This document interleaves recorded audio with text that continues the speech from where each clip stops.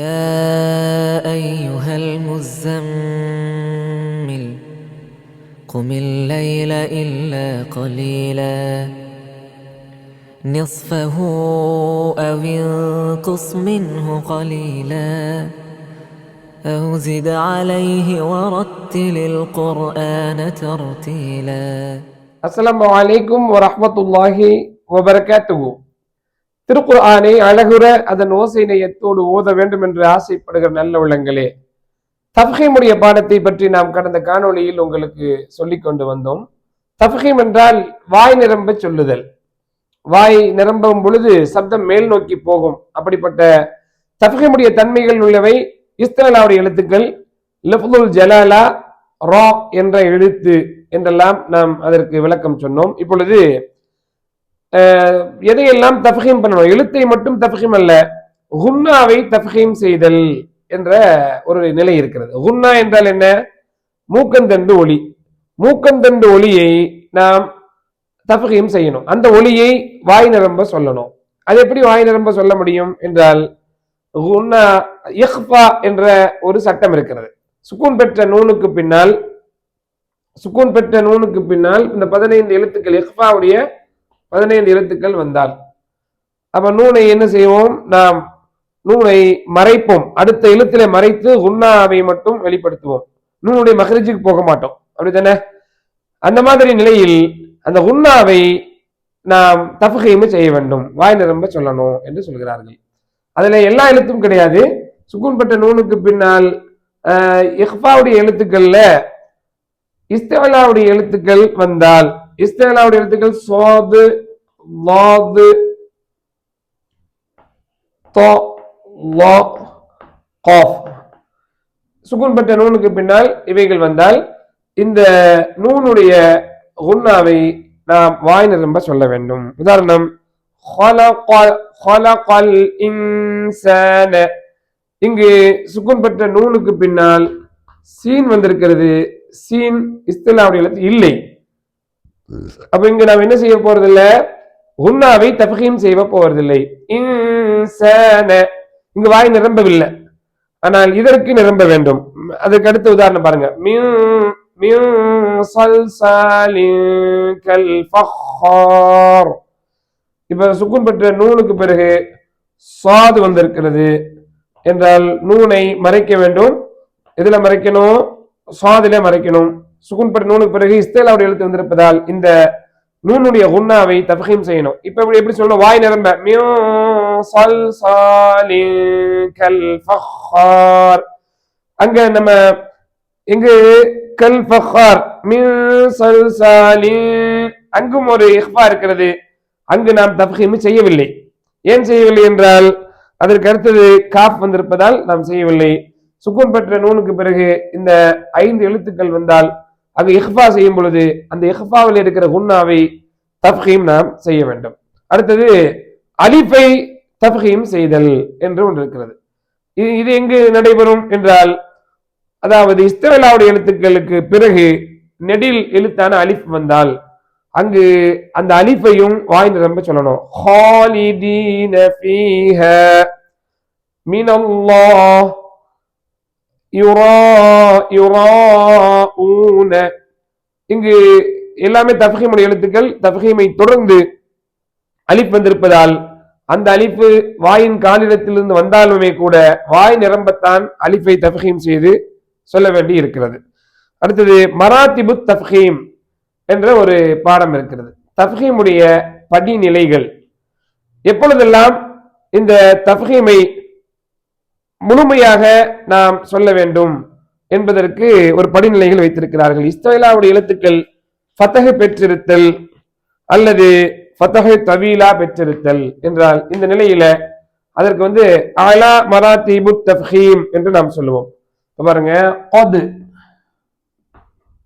கது என்றால் கால என்றெல்லாம் சொல்லும் பொழுது இது இஸ்திலாவுடைய எழுத்து. இஸ்திலா தஃஹீமுக்கு தகுதியான எழுத்து. இது முழுமையாக வாய் நிரம்ப சொல்லணும். க என்று சொல்லணும். கத் அஃப்லஹல் முஃமினூன். அதே மாதிரி கால இவைகள் எல்லாம் இந்த இஸ்திலாவுடைய எழுத்துக்கள் துணை எழுத்தோடு வந்தால் அலிஃபுடன் சேர்ந்து வரும் பொழுது அங்கும் தஃஹீமை நாம் பரிபூர்ணமாக செய்ய வேண்டும். இதற்கு ஆலா மராத்தீபு தஃஹீம் என்று பெயர். இதற்கு அடுத்தடுத்த நிலைகள் இருக்கிறது. இஸ்திலாவுடைய எழுத்துக்கள் லம்மு பெற்றிருத்தல் அடுத்த நிலை. யகூலு என்று சொல்லும் பொழுது கால அளவுக்கு வாய் நிரம்ப முடியாது. ஏன்னா வாய் நாம் உதட்டை குவித்து விடுகிறோம் இல்லையா. யகூலுல இஸ்திலாவுடைய எழுத்துக்கள் லம்மு பெறும் பொழுது அந்த அளவுக்கு தஃஹீம் வராது. இஸ்திலாவுடைய எழுத்துக்கள் சுக்கூன் பெற்றிருந்து அதற்கு முன்னுள்ள எழுத்து ஃபத்ஹ் அல்லது லம்மு பெற்றிருத்தல் இதுவும் அப்படித்தான். அடுத்த நிலை யக்தஊன சுக்னாஹு இதுவும் மூன்றாவது நிலை. அடுத்த நிலை இஸ்திலாவுடைய எழுத்துக்கள் கசர் பெற்றிருத்தல். அந்த இடத்துல கசர் என்பது சத்தத்தை கீழ் நோக்கி கொண்டு வருகிற ஒன்று. இஸ்திலாவுடைய எழுத்துக்கள் மேல் நோக்கி போகும். பகீல ஹீஃப என்றெல்லாம் சொல்லும் பொழுது வாய் முழுமையாக நிரம்புவதற்கு வாய்ப்பில்லை. எனவே இவைகள் மராத்திபு தஃஹீம் வாய் நிரம்ப சொல்வதனுடைய படிநிலைகள். தஃஹீமுடைய பாடத்தை நாம் நிறைவு செய்திருக்கிறோம். இப்பொழுது தர்கீக்குடைய பாடம். தர்கீக் என்றால் என்ன? தர்கீக்கு விளக்கம் சொல்கிறார்கள். தர்கீக் என்பது வஹுவ நுஹூலுன் யஅ்தரில் ஹர்ஃப ஃபலா யம்தலிஉல் ஃபமு பிஸதாஹு. அரபியிலே அதற்கு அர்த்தம் அப்படின்னா சப்தத்தை சன்னமாக்குதல். அப்படியே தஃஹீமுக்கு நம்ம குண்டாக்குதல் என்று சொன்னோமா இல்லையா. இப்பொழுது சப்தத்தை சன்னமாக்குதல். அப்படி சன்னமாக சொல்லுகிற பொழுது வாய் நிரம்பாது, வாய் காலியாகத்தான் இருக்கும். அப்படிப்பட்ட தன்மைகள் உள்ள எழுத்துக்களை இப்பொழுது நாம் பார்க்க இருக்கிறோம். எந்தெந்த எழுத்துக்கள் எல்லாம் தர்கீக்காக சொல்ல வேண்டும் என்றால் இதற்கு முன்னால் நாம் சொன்ன அந்த எழுத்துக்கள் தவிர மற்ற எழுத்துக்கள் ஹுஸ்ஸ தவத்தின் கில் இது அல்லாத மற்ற எழுத்துக்கள் எல்லாவற்றையும் சத்தம் வாய் காலியாகத்தான் சொல்லணும். த ச ஃப ல இதெல்லாம் சொல்லும்போது வாய் காலியாகத்தான் சொல்லணும். இவைகள் எல்லாம் தர்கீக்கக்கூடிய எழுத்துக்கள். அடுத்தது லஃப்லுல் ஜலாலா நம்ம அங்கேயே பார்த்து விட்டோம்.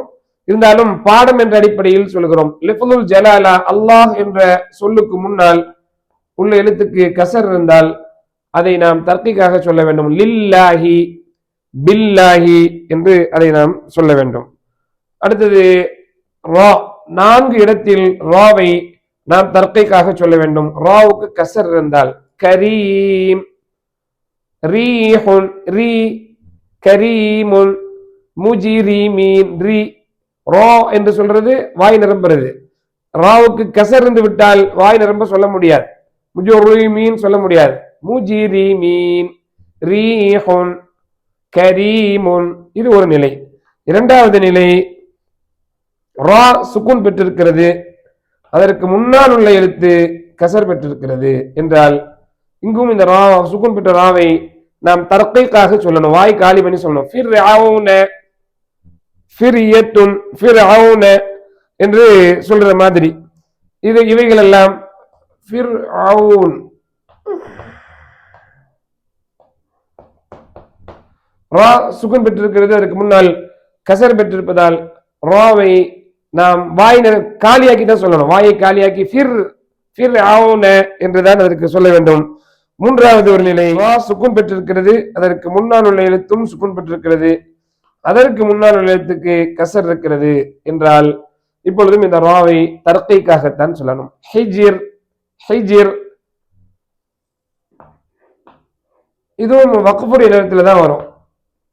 பாருங்க, வக்ஃபுக்காக சுக்கூன் வைத்திருக்கிறோம், அதற்கு முன்னால் உள்ள எழுத்துக்கு சுக்கூன் இருக்கிறது, அதற்கு முன்னால் கசர் இருக்கிறது என்றால் இந்த ரா வாய் காலியாகத்தான் சொல்லணும். ஹிஜ்ர் அப்படி சொல்லணும், ஹிஜ்ர் என்று சொல்லணும். அதே மாதிரி கதீர் வஹுவ அலா குல்லி ஷைஇன் கதீர் கதீர் சொல்ல முடியாது. கதீர் ரா என்பதை தர்கீக்காக இங்கு சொல்லுதல்.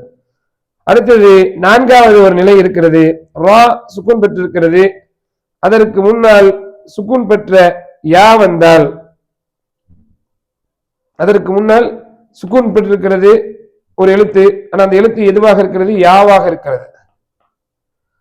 யாவாக இருக்கிறது என்றால் அதற்கு அடுத்து என்ன எழுத்துன்னு நம்ம பார்க்க வேண்டியது இல்லை. ரா சுக்கூன் பெற்று அதற்கு முன்னால் யா சுக்கூன் பெற்று விட்டால் இந்த ராவை தர்கீக்காகத்தான் உச்சரிக்கணும், தஃபீமாக உச்சரிப்பதற்கு வாய்ப்பில்லை. இப்ப பாருங்க, ஹைர் அப்படிதான் சொல்லணும். இப்ப இங்க இதை நிறுத்துவதாக இருந்தால் நம்ம ரா சுக்கூன் பெற்றிருக்கிறது, அதற்கு முன்னால் உள்ள எழுத்து சுக்கூன் பெற்றிருக்கிறது, அதற்கு முன்னால் ஃபத்தஹ் இருக்கிறது. ஃபத்தஹ் இருந்தால் எப்படி சொல்லுவோம்? தஃபீமாகத்தான் சொல்லணும். சரிங்களா? தஃபீமுடைய அது பாடப்பிரிவை நோக்கித்தான் போகும். ஆனால் இங்கு என்ன தஃபீமை தடுத்தது எது என்றால், ரா சுக்கூன் பெற்று அதற்கு முன்னால் யா வந்து விட்டால், யா வந்து விட்டாலே அப்பொழுது தஃபீமுக்கு போகாத தர்கீக் தான். ஹைர் லா பைர், இது தஃபீமுக்கு தர்கீக்குக்கான ராவுடைய 4 இடங்கள். தஃபீம் தர்கீக்குடைய பாடத்தை பற்றி பார்த்து வருகிறோம். அதனுடைய கடைசியாக ஒரு சின்ன செய்தி. இந்த 2 சொல் இருக்கின்றன, மிஸ்ர் கித்ர். இதுல நிலை ஏற்பாடு என்ன? ரா சுக்கூன் பெற்றிருக்கிறது, அதற்கு முன்னால் உள்ள எழுத்து சுக்கூன் பெற்றிருக்கிறது. அப்படின்னா அதுக்கு முன்னால் எழுத்து பார்க்கணும். பார்த்தால் அங்க என்ன இருக்கு?